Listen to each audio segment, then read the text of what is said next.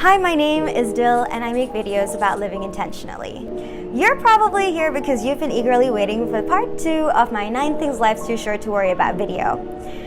So, I'll just get right into it. If you haven't already watched part 1, then click here to go watch that first.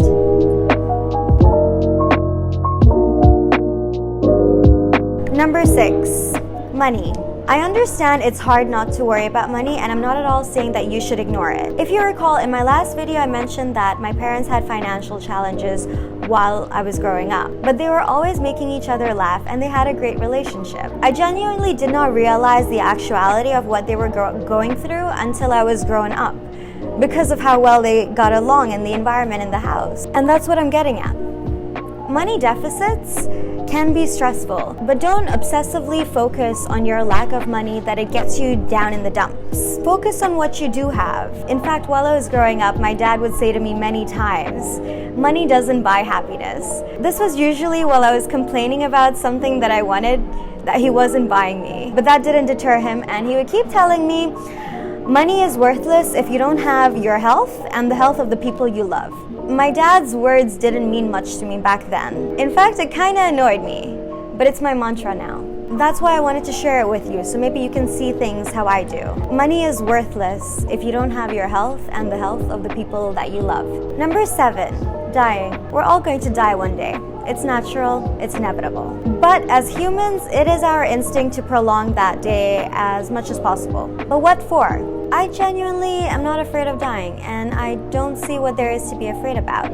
You're here, and then you're gone. And it's not like you're going to miss this life when you're dead, because you're dead. I know that death sounds scary, but it's one of those things that are out of your control. The reality is your fear of death is keeping you from living your best life, because you're going to be taking actions and making decisions out of fear. That will be your default mode.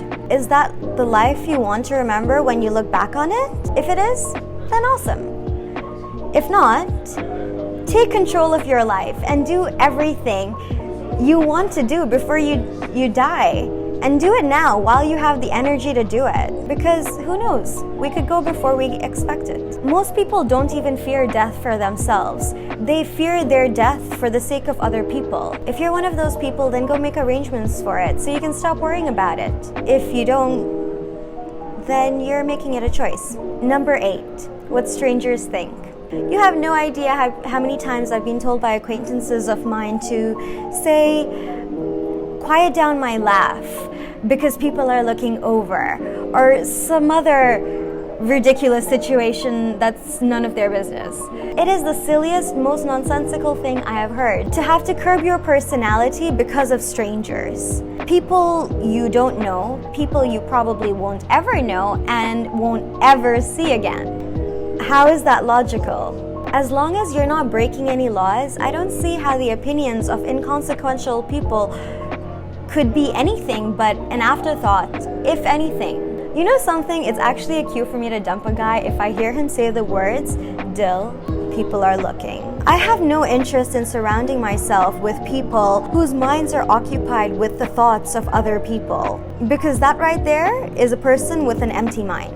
But hey, guess what? It's a part of our everyday life. Number 9, the small stuff. Little things are gonna go wrong every day.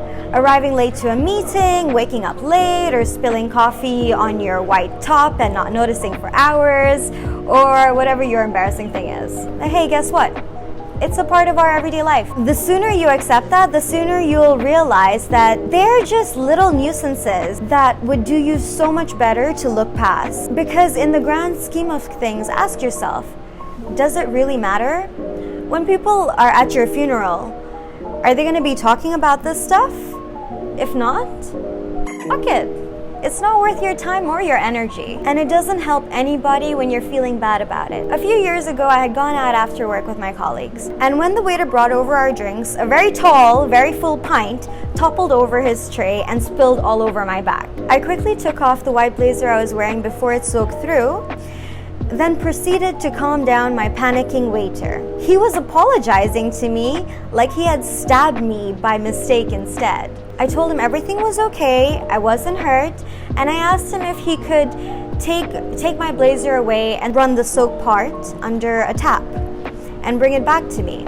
He said sure and went off with my blazer. You see, I knew even though my blazer was white, the beverage that had spilled on it was not a beverage that stains, so I didn't have anything to worry about. And even if it did stain, there was no point in ruining my day over it because at this point I can't reverse it.